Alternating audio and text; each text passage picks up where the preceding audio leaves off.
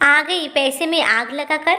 संजना बाजार से शॉपिंग करके घर में घुसी ही थी कि उसके हाथ में कपड़ों का थैला देखकर उसके पति राकेश गर्म हो गए थे, जिसके कारण वे गुस्से में संजना से बोले, आ गई पैसे में आग लगाकर।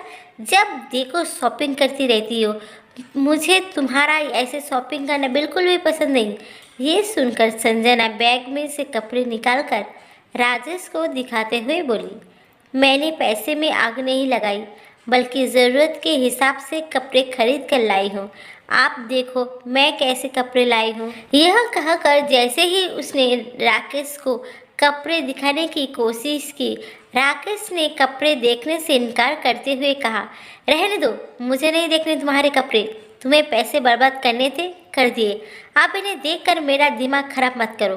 राकेश की बातें सुनकर संजना दुखी मन से जब कपड़े बैग में रखने लगी, तब उसका दुखी चेहरा देखकर उसके ससुर बोले, ये क्या तरीका है तुम्हारा बहू से बात करने का? पैसे में आग बहू नहीं बेटे तुम लगाते हो।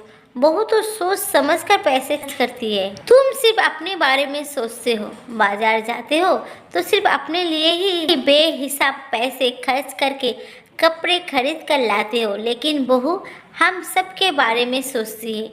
वो अपने लिए कम और हमारे लिए ज़्यादा कपड़े खरीद कर लाती है। क्या ठंड सिर्फ तुम्हें लगती है? तुम अपने लिए तो सर्दी के कपड़े खरीद कर ले आए, लेकिन मेरे लिए और अपनी मम्मी के लिए तुमने कुछ सोचा? अपने पापा की बातें सुनकर राकेश शर्मिंदा हो गया था। 3 साल पहले ही उसका विवाह संजना से हुआ था। राकेश एक सरकारी बैंक में मैनेजर की जॉब करता था। बेहद स्वार्थी किस्म का इंसान था। वो जब भी बाजार जाता सिर्फ अपने लिए ही कपड़े और ज़रूरत का सामान खरीद कर लाता था। लेकिन संजना बेहद समझदार थी और सुघर युवती थी। वो जब भी बाजार जाती अपने सास ससुर के लिए कपड़े और ज़रूरत का सामान खरीद कर लाती थी। बाजार से लाकर वो जब उन कपड़ों को राकेश को दिखाने की कोशिश करती, तब राकेश कपड़े को देखने की बजाय उससे गुस्से में कहता, रहने दो, मुझे नहीं देखने तुम्हारे कपड़े। तुम्हें पैसा बर्बाद करना का शौक था जो तुमने कर दिया। ना मुझे कुछ देखना ना सुनना है, ले जाओ यहाँ से। तब राकेश की बात सुनकर संजना चुपचाप कपड़ा ले जाकर अपने सास ससुर को दे देती थी। कुछ दिनों बाद जब सर्दी के मौसम आया तो एक दिन उसके पति बाजार गए और अपने लिए गर्म कपड़े खरीद कर लाए थे। जब उससे ससुर ने राकेश की गर्म कपड़े देखे तो वो उसकी सास से बोले, अपने लिए तो गर्म कपड़े खरीद कर लाया, एक बार भी हमसे ये नहीं पूछा कि तुम्हारे पास गर्म कपड़े हैं कि नहीं। मेरे गर्म कपड़े काफ़ी पुराने हो गए हैं, अब उनमें ठंड रुकती नहीं। पहले तो मैं अपने आप तुम्हारे लिए बाजार से कपड़े खरीद कर ले आता था, परंतु अब बुढ़ापे के कारण मेरे बाजार जाने की हिम्मत नहीं पड़ती। बेटा कितना स्वार्थ हो गया है, सिर्फ अपने ही बारे में ही सोचता है, हमारे बारे में कुछ नहीं सोचता। बहू तो फिर भी हमारे बारे में सोच लेती है, लेकिन बेटा हमारे बारे में बिल्कुल नहीं सोचता। संजना उस वक्त रसोई में खाना बना रही थी। जब उसने अपने ससुर की बात सुनी तो वो बाजार जाकर अपने सास ससुर के लिए गर्म कपड़े ले आई।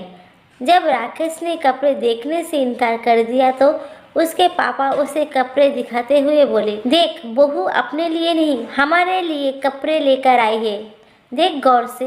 जब राकेश ने अपने पापा के कहने पर वो कपड़े देखे तो उन्हें देखकर वो शर्मिंदा हो गया था।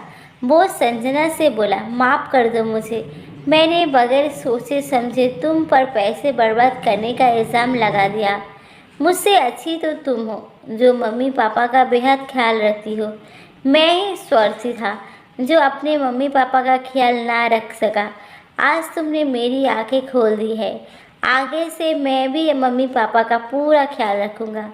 राकेश की बात सुनकर संजना के चेहरे पर मुस्कुराहट आ गई थी। ये देखकर उसकी सास उसे गले लगाकर बोली, बहुत खुश नसीब हूँ मैं जो मुझे तेरे जैसी बहू मिली। सास की बात सुनकर संजना खिलखिलाकर हंसने लगी थी।